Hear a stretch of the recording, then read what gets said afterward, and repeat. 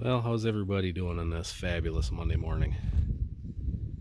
So I figured I'd do a little update of what's going on here. Um, Still waiting on those last two sheets. The day that I made the last video and I had talked about removing those bales, it was so windy that night there was no way I was getting two used sheets of steel up there. So I just left it. Hopefully my new steel will be in this week. But this morning I got this post set in here. Started putting these 2x4s up. I gotta grab the Sawzall and cut that 2x6 out so I can get 2x4s in there, and then I'm gonna put 2x6s on the back side because cattle will be on the back side, and dig through all my pile of used lumber to find some scabs to build up there and continue the wall up, because this first section is going to be for firewood. I'm sick of my firewood being outside in the snow. I'm sick of using tarps. So this first section will be for firewood. And hopefully what I've got going on is I'm waiting for shale. It's been so wet and muddy that the guys have not been able to get the dump trucks up to the shale pit. So we're waiting. I called this morning again, and they're hoping in the next week or two to be able to get up there. There's a lot of people that are waiting on them. So I try and get all this manure cleaned up out of here so we can build this all up with shale. And this first section I'm going to build up. What I'm going to do is put a 2x across the bottom and then try and get the shale higher than the outside so water cannot run in. Hopefully that'll help that. And plus the skid steer won't really be going in and out of there all the time, and cattle being on it, so that should stick around. But I need about 5 loads for in the shed here, and I want to put a load or two of lime rock over top, so hopefully it'll stick around longer. And then out here in this bog I need to do the same thing.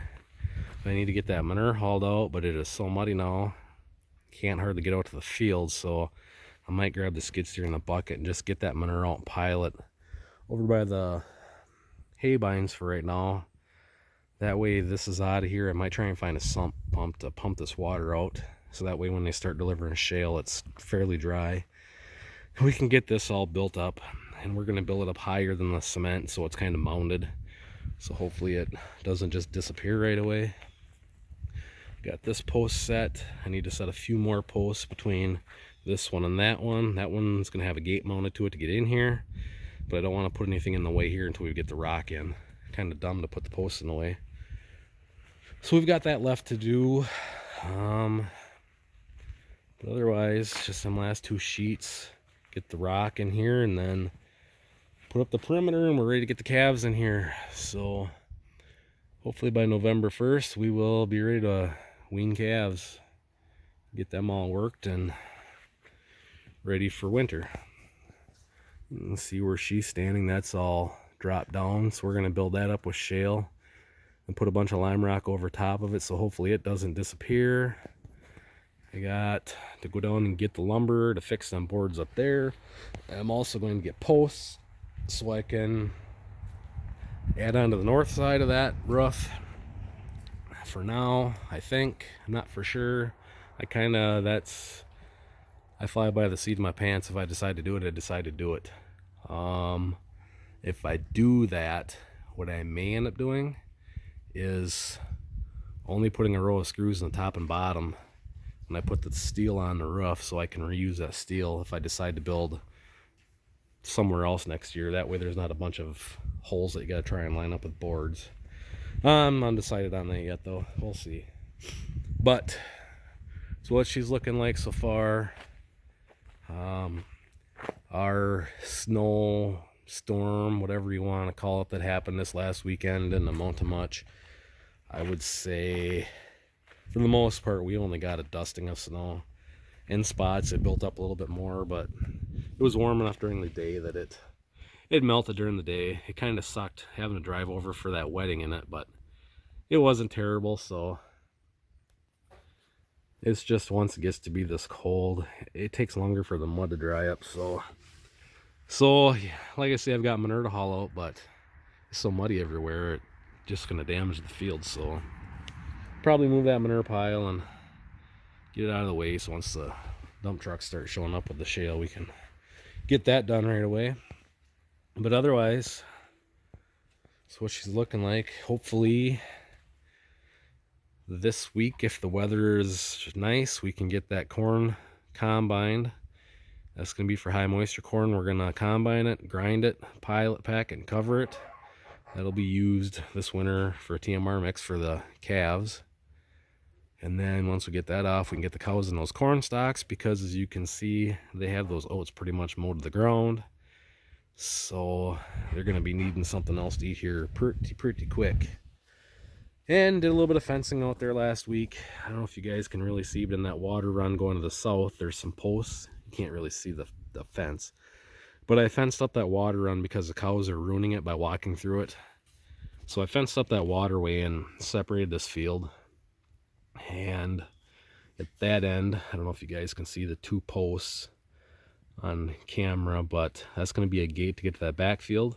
And then the wire all the way along this end here, I took out. So this 5-acre front, 4-acre front, it's somewhere between 4 to 5. That is now added to the pasture. But the thinking is with that, I can cut that whole thing for hay before I graze it next year, put the cows on pasture. So by taking that fence out, I went from this 4 acres and possibly that 2 acres to 10 to 12 acres total that I can cut now. So we're going to try that and see how it works. It doesn't take me long to throw a fence back up, so if I don't like it, I can always re-fence this, but I am going to leave that fence going up the water run, because if I were to take this back out and grow corn or whatever and graze cover crops, I don't want the cows in that waterway when it's wet. I've done a lot of work on waterways this year, fixing them because of them. They like to stand in that muck, and then it just makes it even worse. Where if you keep them out and you get that good sod base in there, water will keep flowing and it doesn't get to be a muck fest. So I did that, took this fence down. We're going to try that next year. And yeah, see how that works. So I don't know if we've got enough feed to feed the cows that long, but I can cut that before grazing, but there's always the possibility to graze. You know, if we can feed the cows till June 1st, then start that pasture, then that one. That gives me enough time to get this hayed, and then it's ready by the time the cows come. Now, obviously, what I cut for hay is going to be shorter, but there's a lot of stuff that I cannot get with the hay bind, so they'll be able to graze that first rotation. And then by second rotation, everything that I cut for hay will be, you know, grown back with the rest of the pasture. So we're going to try that. It just makes it, I think it makes it more universal, let's say, because if I left the fence over here, the problem is it's hard to hay the hillside, because the bales are going to want to roll down the hill. Then they'll roll through the fence. Well, with that fence being gone, now I can drive up and down the hill baling. So that makes that easier. Plus, if a bale rolls down the hill, it's not going to roll through the fence. So it's just something we're going to try for next year. And like I say, if it don't work, we can always throw a fence back up. It doesn't take very long. You always got to try things. If you're not trying new things, you're not learning anything. So yeah, that's what she's looking like. Leaves are changing color fast, starting to drop. It's time to start collecting firewood, but the problem is I don't want to haul too much firewood in the shed till I get some rock in there. So otherwise it'll just be a mud hole. But anyhow, that's what's going on around here. So get this done so we can get our calves weaned off the cows, get everybody run through the chute and worked. And with how I'm gonna have this set up, I got to get a 12-foot gate put in that opening. I've got to get that post pulled out and get a gate put here. And what I might do is set this first little section up here. So from that post to that post, there will be gates. And it's actually going to be gates all the way across the front here.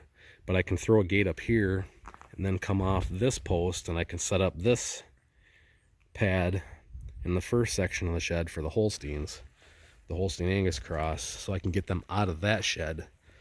And I might start bottle feeding more calves. I don't know. I'm on the fence about raising any more calves this winter, or just waiting until spring. But that would give me the option for another pen out here. And by fencing from the shed over to that one. It gives me a lot more square foot out here compared to what I had before. So there should be more room for all the calves we're going to have in here this winter. If I don't ship any, we'll see. But so yeah, that's what's going on here. Just waiting on my steel to come in for this roof. I have steel ordered to finish. We're going to close off that whole north wall of that lean-to down there, so there will no longer be openings. I may put 2 doors in the middle that you can close. I just want to try and keep the snow off my cob corn in the winter, so there is steel coming for that with these last 2 sheets for up here. So just kind of waiting on all that stuff and then waiting on the shale to show up. So now I'm kind of playing a waiting game. But anyways, it's just a little quick update, so keep you all up to speed on what it's looking like around here. Not much has changed and the roof is almost done. So anyhow, thanks for watching, everybody. Oh yeah, I got to get the camper in the shop too. Somebody asked me when I was going to get working on that, and pretty quick. I get the boat out. I got to get the new idea out of the shop. I got the cut disher in there. I had to weld the mounts back in that broke. I need to get that pulled out today, get the boat pulled out, get that camper in there so I can get working on that. Then I got to get my farm truck in there and do CPR to the rear brakes, because I started grinding the other day and I have a feeling the driver's side rear calipers froze up. So we'll do calipers, pads, and rotors on the rear of that and have it ready to go. So anyhow, that's what's going on. Thanks for watching. Stay tuned for more. We'll catch you on the next one.